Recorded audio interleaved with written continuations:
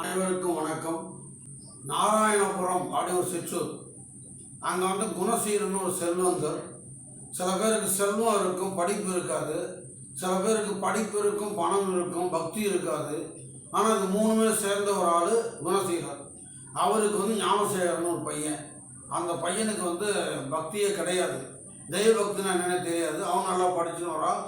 அவனுக்கு அப்பா என்ன பண்ணுறாரு, பூஜை பண்ணும் பொழுது இந்த சுவாமி படத்துக்கெல்லாம் பூ வைக்கிறாரு, தீப தூபமெல்லாம் காட்டி படையல் போட்டு அதுக்கெல்லாம் பண்ணுறாரு.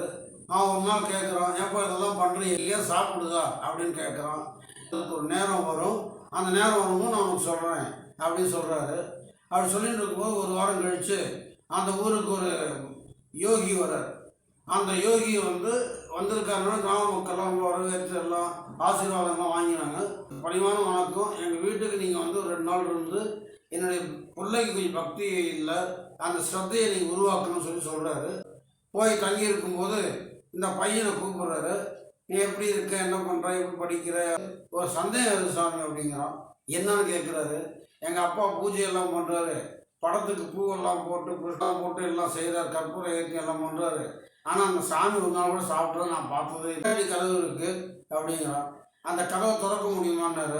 அந்த கண்ணாடி கதவை திறக்க முடியாதுங்க, அது அப்படியே சிவத்தோடு உள்ளதுமா. வியாபாரிகள் போயிட்டு வரதெல்லாம் தெரியுது, இதுதான் தெரியுது. நான் உங்கள்கிட்ட கடவுள் இருக்காரான்னு கேட்டால் அதை பாருங்கிறீங்களே, எனக்கு ஒன்றும் புரியலேங்கிறார். அப்புறம் நீங்கள் அடுத்த ரூமுக்கு போய் அழைச்சிட்டு போகிறாரு. அந்த ரூமில் என்ன இருக்குன்னு கேட்குறாரு. பெரிய நிலக்கண்ணாடி இருக்குது அப்படிங்கிறான்.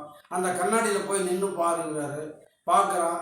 ஒன்று எதாவது தெரியுது, எனக்கு ஒன்றும் தெரியல, என் முகம்தான் தெரியுது, என்னுடைய உருவம் ஃபுல்லாக தெரியுது, முழுசாக தெரியுது அப்படிங்கிறான்.